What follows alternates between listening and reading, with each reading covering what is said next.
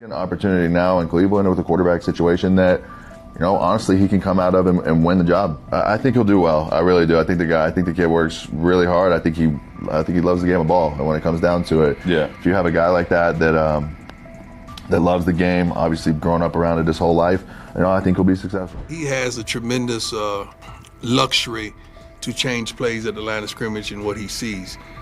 But you got to take into account that this kid has started every game in his high school career. This kid has started every game in his college career but one. He's seen a lot of football. So it's not too many complex defenses that you could throw at him that he hadn't seen. He's seen all of them. What happened behind the scenes in Miami last week left NFL scouts, general managers, and team owners completely shocked. Shedeur Sanders put on a performance that was so sharp, so precise, that even the most experienced talent evaluators, people who've been doing this for decades, are now second-guessing everything they thought they knew about quarterback play.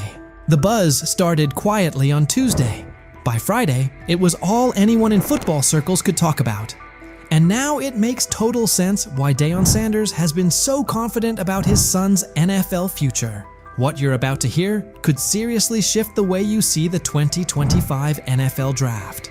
But before getting into the details of that private session, take a second to think about this. How many times have we seen quarterbacks hyped up only to fall apart under real pressure? How often do college stars shine in the NCAA but fold when they step into the NFL's high-stakes environment? The league's history is full of QBs who looked unstoppable in college but couldn't cut it at the next level. That's exactly why what Shedeur did last week is so unbelievable. This wasn't a flashy highlight reel against weak college defenses. It wasn't a carefully edited clip designed to go viral. This was a real, high-stakes NFL-style workout, with all the pressure you can imagine. Here's what we know. About 3 weeks ago, word started to get around that Shedeur had scheduled a private workout in Miami. But this wasn't just any workout. It took place at a top-tier training facility, the kind of place where legends like Tom Brady and Aaron Rodgers go during the offseason to sharpen their skills. It's a spot known for its privacy and intensity, far away from media noise. But here's where things got really serious. Shedeur didn't just bring in a few position coaches or local scouts. He invited the big names, the harshest critics. These were evaluators who don't get impressed by flashy stats or famous families. Think former NFL defensive coordinators who've built entire careers on shutting down elite QBs. Think scouts who've analyzed everyone from Peyton Manning to Patrick Mahomes. And they all showed up. Every one of them. Inside the facility, the vibe was intense. 15 NFL decision makers, execs, scouts, and coaches were spread across the field. Clipboards out, stopwatches ticking, no smiles, no reactions. Just stone-faced pros who don't hand out compliments lightly. Then Shedeur walked onto the field. No hype, no background music, no cameras trying to catch a viral moment. Just him, carrying the weight of his family name and the hopes of Colorado fans everywhere. The place went silent. And what followed? That's when everything changed. I think he's done a great job. He's a super nice kid. Those guys, the people I work with that interview him and stuff, he's a great guy. He's just got to, he's got to kind of put himself under the radar and work every day, which he seems to be doing. The first drill looked pretty basic on the surface. 40-yard throws to stationary targets. Seems simple, right? Not exactly. These weren't college-level wideouts standing out there. They brought in former NFL receivers, guys who really understand how to create separation and run routes with pro-level precision. These are the kinds of receivers who can truly expose whether a quarterback has what it takes or not. Shedeur steps up to the line. First throw. Absolute laser. 40 yards, fast and clean. Tight spiral, right on target. Hits the receiver perfectly in stride. Scouts glance at each other, but no reactions yet. They've seen strong arms before. Then comes the second throw. Still 40 yards, but now it's a comeback route. Way more challenging. The timing has to be spot on. The throw needs to be out before the receiver even makes his cut. Shedeur doesn't just hit the pass. He reads it ahead of time, releasing the ball before the receiver even turns. When the ball lands right in the receiver's chest, just as he comes out of the break, even some of the veteran coaches are caught off guard. One scout literally drops his clipboard. And that was just the warm-up. The real challenge came next. Game simulation. Imagine this. A mock defense made up of former NFL players. Not fringe guys, but legit starters from just a couple of seasons ago. These defenders know how to bait quarterbacks, disguise their coverage, and turn up the pressure. Here's the setup. 2-minute drill, down 6 points, 85 yards to go, no timeouts. It's the kind of pressure that usually breaks college quarterbacks and separates the real ones from the hype. Shedeur lines up under center. The defense shows one look, but you can tell something's coming. There's a shift about to happen. Classic disguise to force confusion. As soon as the ball is snapped, the coverage rotates, just like expected. Most young QBs would freeze, panic, or try to force something risky, but not Shedeur. He steps up into the pocket with the kind of calm you see from seasoned pros. Eyes downfield the entire time. Then, he sees it. A tiny window, open for maybe half a second. A slot receiver breaking on a dig route, the linebacker trailing just behind. That window is so tight most college QBs wouldn't even attempt it. But Shedeur doesn't hesitate. He fires a strike right between two defenders, hitting his receiver in perfect stride. The linebacker stops mid-step, stunned. The safety trying to rotate over just shakes his head, like he can't believe what he just saw. The scouts lean in. They know they're watching something rare.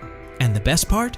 This was only the beginning. Incredibly accurate. Yes. He really understands not only offensive football, but he understands what you're doing as a defense, so he'll pick you apart that way. He processes quickly. Like, all those things to me are big-time attributes. And I just remember last year at this time, Bo Nix falling. People saying, hey, Bo Nix is going to be a second-rounder, and Bo Nix is not. By the way, that guy was one of the best. But now they can't have him. The same people responsible for his slide in the draft are the ones scrambling. They called him cocky, arrogant, threw every label at him, hoping it would break him. But through it all, Shedeur stayed cool. He didn't let the noise shake him or throw him off course. His mindset never wavered. He knew exactly what he brought to the table, and no amount of criticism was going to change that. Instead of folding under the pressure, he locked in even more. Their doubt didn't shake him. It fueled him, because deep down, he knew that what he showed on that field wasn't some lucky moment. It was real. It was proof of who he is and what he's capable of becoming. And now, those same scouts are left second-guessing everything. They thought they had him figured out.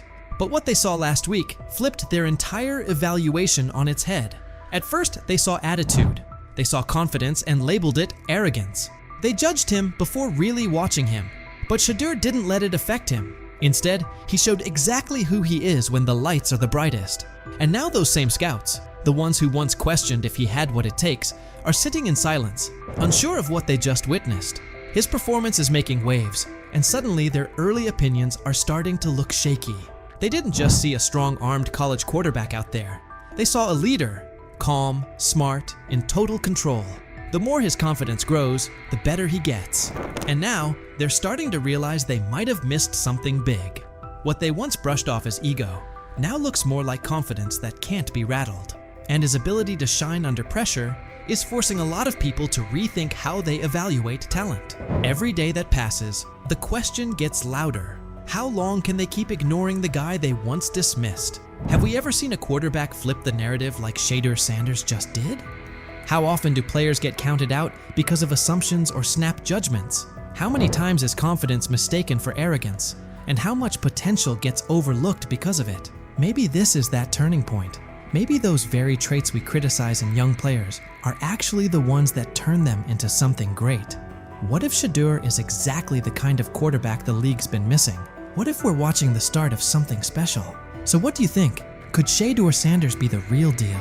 And what kind of impact will his rise have on the 2025 NFL draft? Was out there, I talked to Denzel Ward, Yep. I talked to some, but I can't say the name. But anyway, I done talked to some people. He looked different. There's a difference when that young bull is out there spinning that ball. You hear me? Mm-hmm. Difference. I'm talking about football. I ain't talking about no media and all that hoopla and all them, on Twitter, they putting up the numbers. Some he with 10 for 12 for 2 touchdowns. I'm talking about when he's at the helm, he looks different. Whether he's going with the first team, second team, or third team. It don't matter. From being buried on the depth chart as a fourth stringer to suddenly becoming a standout on the second team, Shedeur Sanders just pulled off the most impressive quarterback comeback since Tom Brady made the world believe he wasn't finished at 40. What is it going to take for you to just buy in to Shedeur Sanders when players all around him are telling you how different he looks, how good he looked, how he just has that aura to him? Because it seems like all the players that are around Shedeur Sanders have nothing but great things to say about him and love him. Because again, he clearly just looks different than the rest of the competition that we've seen. And like I said, the last time I've seen guys go for or, say things about a certain player like that, it was Baker Mayfield. So could 12 be that guy? How long until we see 12? Because I feel like it's just a matter of... The same haters who were cheering when he got dropped to 4th string are now scrambling for excuses faster than a glitchy Wi-Fi during the Super Bowl. Get ready, because this isn't just a step up on the depth chart. It's a serious reality check that's got the critics choking on their own words with a big helping of humble pie. Being said, I see some balls coming out of Shedeur Sanders at that game, and I'm like, kind of looks like a guy. Yeah, I'm ready. He can sling it. I see him, some of the veterans, how they talk to him, mic'd up, see what he's doing in the community. Yep. Talk about Njoku there? Njoku, Mike Napier. Once you see, different little interactions and things like that, I know he has the talent. We'll see. It'll be a competition that usually brings the best out of guys, especially young guys. So I'm interested to see how that quarterback situation. I've heard he's been outstanding. The Cleveland Browns training camp just turned into the most talked about event in town.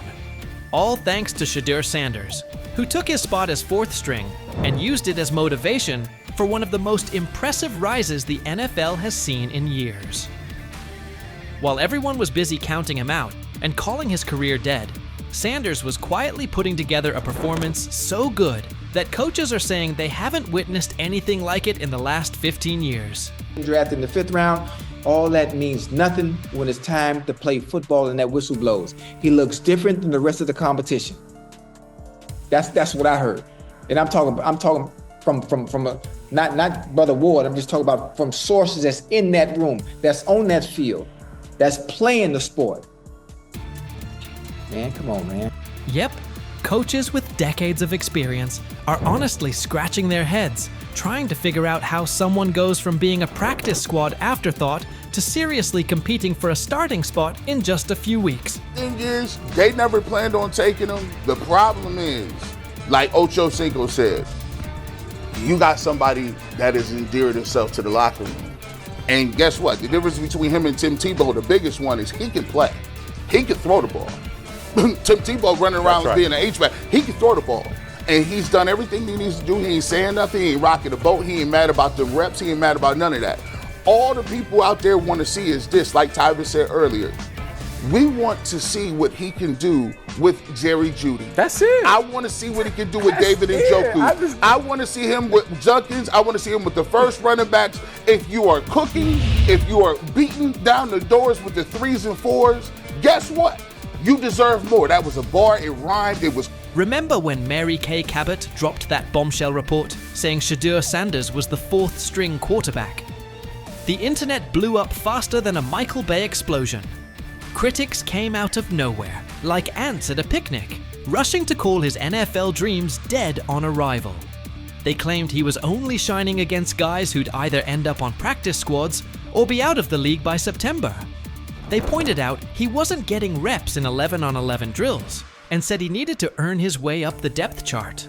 Dude, listen, the guy, all I can say is that he goes where the ball's supposed to go and it looks the way it's supposed to look. Mm-hmm. And when I hear that tells me it sounds like the Browns may have got a steal with Shedeur Sanders in the 5th round, because I think he'll have a chance. I'm not saying he's going to be the starting quarterback in September, like week 1 or 2 or whatever it may be early in the year, but I think he's got a chance to develop into something that hopefully would preclude them from having to draft a quarterback, first overall or top 5 next year. He said, I see some balls coming out of Shedeur Sanders at that game, and I'm like, kind of looks like a guy. Yeah, I'm ready. He can sling it. I see him, some of the veterans, how they talk to him, mic'd up, see what he's doing in the community. Yep. Talk about Njoku there? Njoku, Mike Napier. Once you see, different little interactions and things like that, I know he has the talent. We'll see. It'll be a competition that usually brings the best out of guys, especially young guys. So I'm interested to see how that quarterback situation. I've heard he's been outstanding. Funny how the tables have turned. Those same critics are now watching Sanders climb the depth chart like he's scaling Mount Everest with rocket boosters. The guy they wrote off is now the one they can't stop paying attention to. Every completion sends a message. Every perfect throw is a reminder that real talent doesn't stay hidden forever. And with every practice, he's showing that maybe, just maybe, the Browns stumbled upon their hidden gem.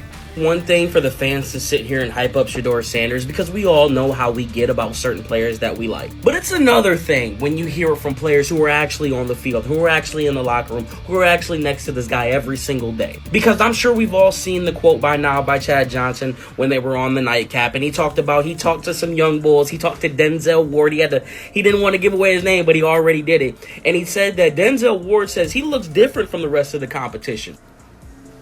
We've already been seeing. When word got out that Shedeur Sanders officially moved up to second-team reps, passing Dillon Gabriel along the way, the shockwaves hit from Cleveland all the way to Canton. This wasn't just some small roster tweak, this was huge. One day he's throwing passes to practice squad guys, and the next he's running with the second team, putting real pressure on the starting quarterback spot. The promotion came after Sanders completely dominated minicamp, showing toughness, leadership, and total control on the field.